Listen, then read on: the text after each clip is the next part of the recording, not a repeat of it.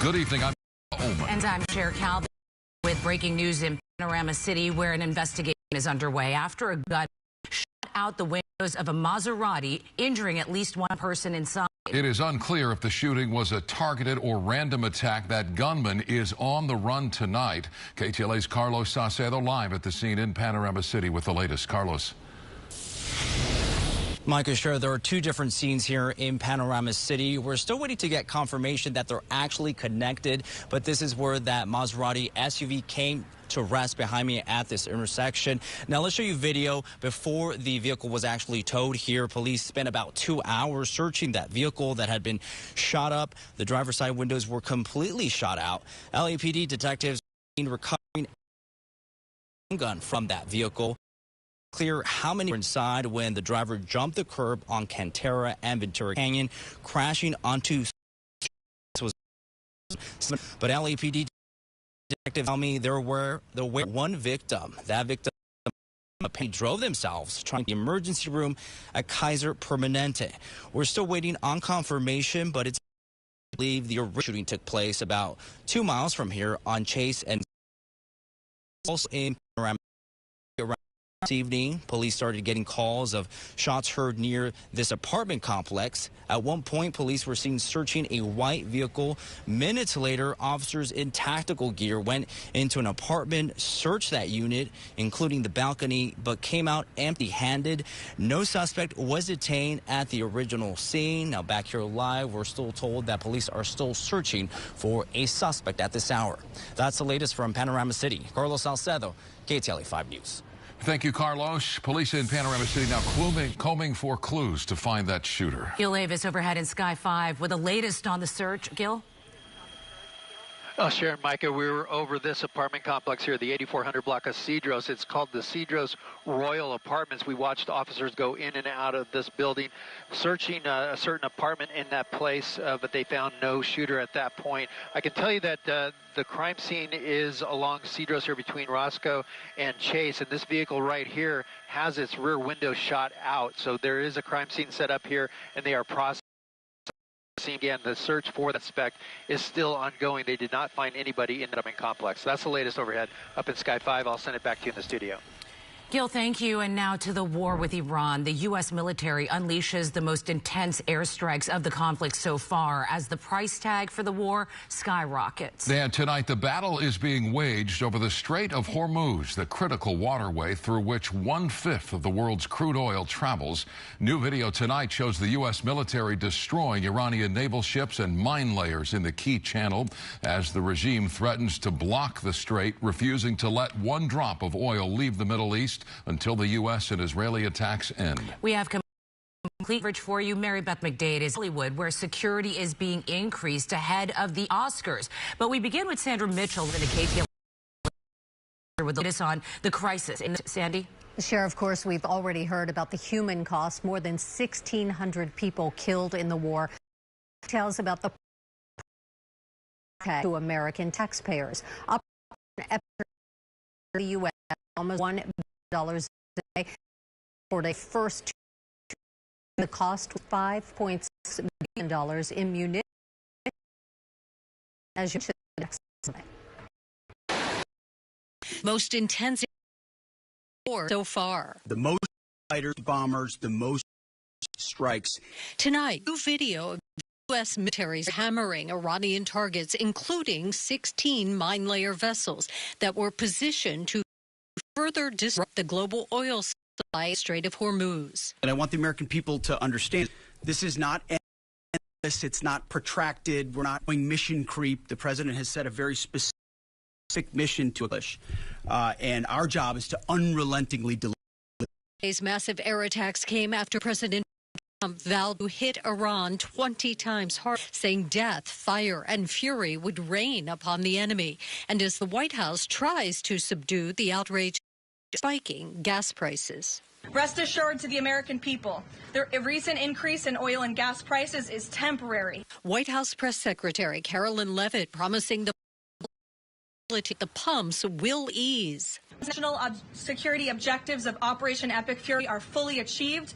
Americans will see oil and gas prices drop rapidly, potentially even lower than they were to start the operation. And tonight, the human toll continues to go up. The White House confirming 140 service have been injured in the war. 7 already confirmed killed in action. More than 1,600 people reportedly have died in Iran, Lebanon, and Israel since the war began. And the Islamic Republic continues to target infrastructure, sending gas prices above $5 a gallon in California.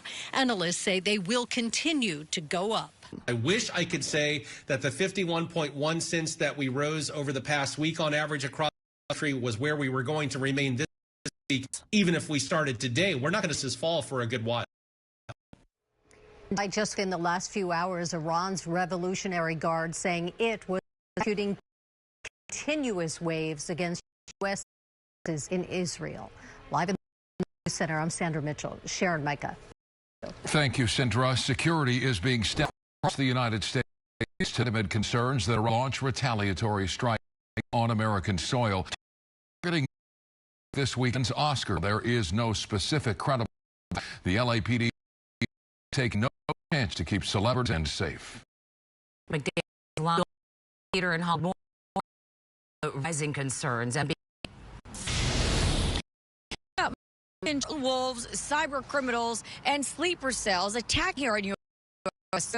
is a growing concern. We spoke to a counterterrorism expert who said big events such as the Oscars here this weekend will no doubt have a huge law enforcement presence in uniform and plain clothes to make sure that things don't go awry. As the strikes in Iran intensify, fears of sleeper cells striking here on U.S. soil are growing.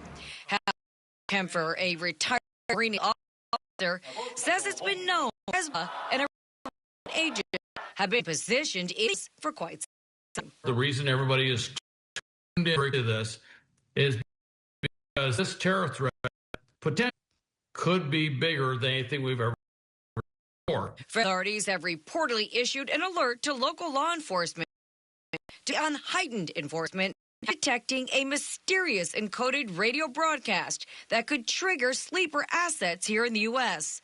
While the alert found no credible specific threat, it's believed the broadcast originated in Iran shortly after Iran Supreme Leader was killed. We're concerned could have been a message compromise these cells and operationalize them as potential act terrorist or hybrid warfare cells to do attacks here in the U.S. Kempfer says L.A. has one of the biggest Iranian populations outside of Iran, allowing operatives to blend in.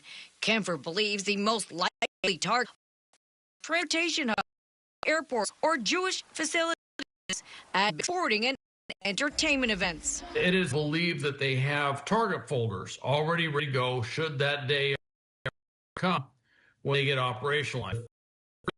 That this day has come. Kempfer says on a massive federal, state, and local law enforcement presence at the Oscars weekend. If they were looking to do something here that was going to get attention, that is something that would fall within their group of targets. On Tuesday, top Iranian security official, President Trump, those bigger than you. On. Careful, not eliminated yourself.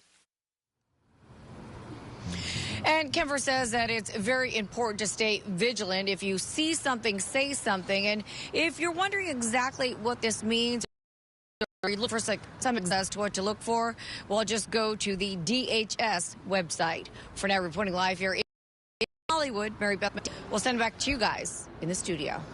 Mary Beth, 6 years from her home in Duarte. She has been found safe, living under an assumed name in North Carolina.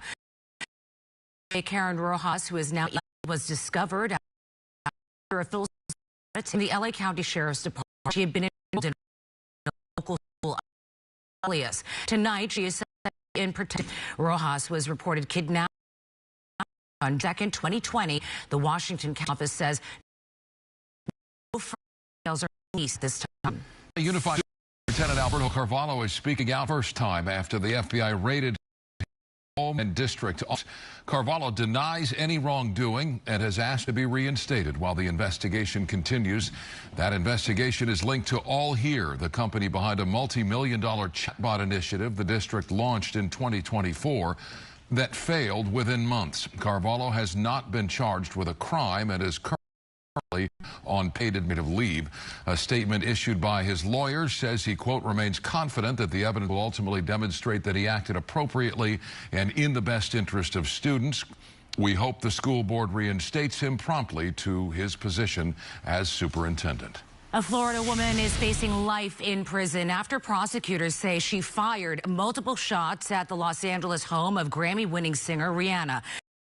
LA cricketer Nathan Hochman announced against 5-year-old Ivana Ortiz today. She is facing attempted murder and multiple firearms charges after police say she fired an AR-style rifle at the Los Angeles home of the Rihanna, her partner ASAP Rocky, their 3 young children.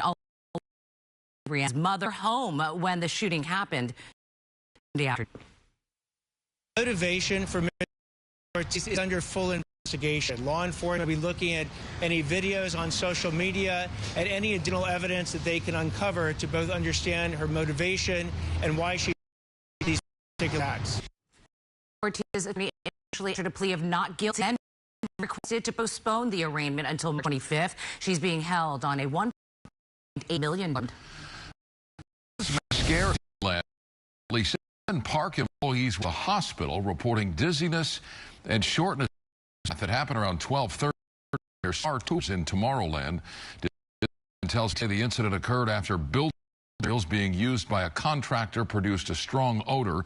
The incident itself happened in an area not directly accessible to the public, but the park did temporarily close by attractions as a precaution. Travelers are going to pay more and exit LAX using a limousine or lift. Board of Commissioners approved a fee increase today. Commissioners raised the base rate from $4 to $6 for commercial vehicles and a second fee of an additional $6 to access the main part of LAX. They say the goal is to reduce traffic congestion. The fees will take effect at the end of April, but once the long-awaited People Mover begins operating later this year, the fee will jump to $12 terminal drop-off. Now to a live look outside and your weather tonight as Southern California braces for a dangerous and potential record-breaking winter. Meteorologist Vera Jimenez tracking the midweek warm-up for us tonight. Indeed, Mike, and in fact, some of those temperatures could be about 20 to 30 degrees of average. So again, this is going to be a very strong and powerful heat wave. Take a live look. This is one of our cameras